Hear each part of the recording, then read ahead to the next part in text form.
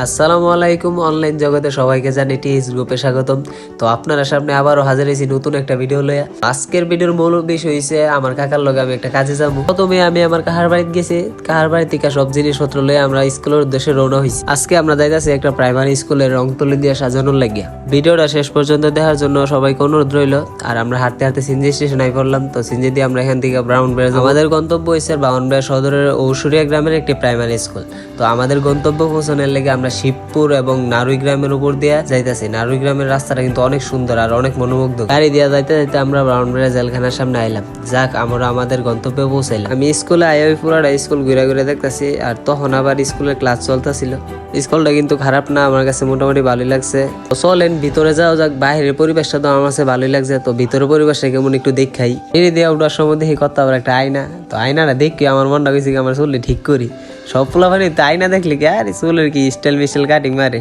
অন্য অন্য স্কুল থেকে এই স্কুলটা একটু আলাদা। এটার ছাদে দিকে অনেক সুন্দর একটা বাগান। আর বাগানটা দিকে আমার কাছে অনেক ভালো লাগছে। চিন্তা ভাবনা করতেছি যাওয়ার সময় এটা থেকে ফুল গাছ নিয়ে যাবো। আর এই স্কুলের ছাদে কিন্তু একটা দোলনাও আছে। দোলনার মধ্যে বাচ্চারা অনেক সুন্দরভাবে খেলাধুলা করতেছে। বাগান আর দোলনা এটা কিন্তু ছাত্ররা ব্রেনের বিকাশের অনেক উপকারী। যাই হোক, স্কুল ঘোরাঘুরি করে এবার আমরা আমাদের কাজ শুরু করে দিলাম। স্কুলটারে রঙে রঙিন করার লাগে। স্কুলটা কিন্তু অনেক সুন্দর। এবার আমাদের কাজ করার পালা। আমাদের কাজের সুবিধার লাগিয়া আর স্কুলটারে সুন্দর করার লাগে আমরা স্প্রে মেশিন ব্যবহার করি। স্প্রে মেশিন দিয়ে কাজ করলে অনেক নিখুঁত। যে কোনো কাজে গেলে আমরা নিজেরা রান্না করে খাই। আর আমরা রান্না করি হইলো রাইস কুকারে। রাইস কুকারের ভাত রান্না করার লাগে আমি চাইল গুঁড়া নিয়ে নিলাম। রান্নার কাম হইলো মেয়ের।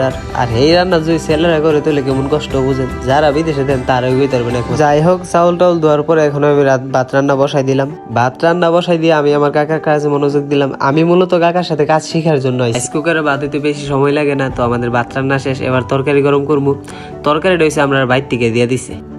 আপনারা ভাবতেছেন যে এটি কি করতে আছে, কিন্তু ধীরে ধীরে রং আর তুলির জাদুর প্রকাশ হইব।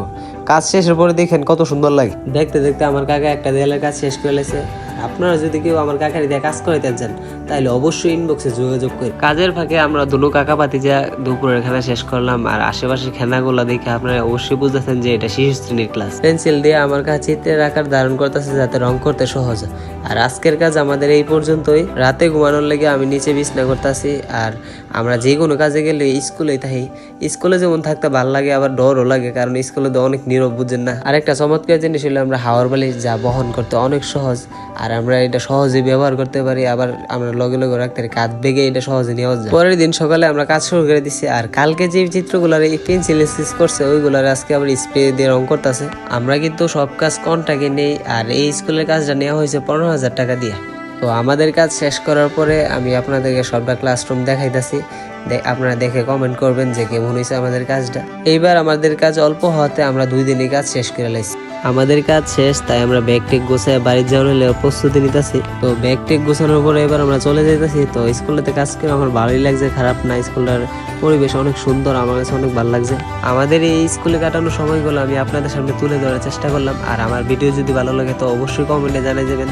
আর আমার ভিডিওতে যদি কোনো ভুল ত্রুটি হয়ে থাকে তো ক্ষমার দৃষ্টিতে দেখবেন। আসসালামু আলাইকুম।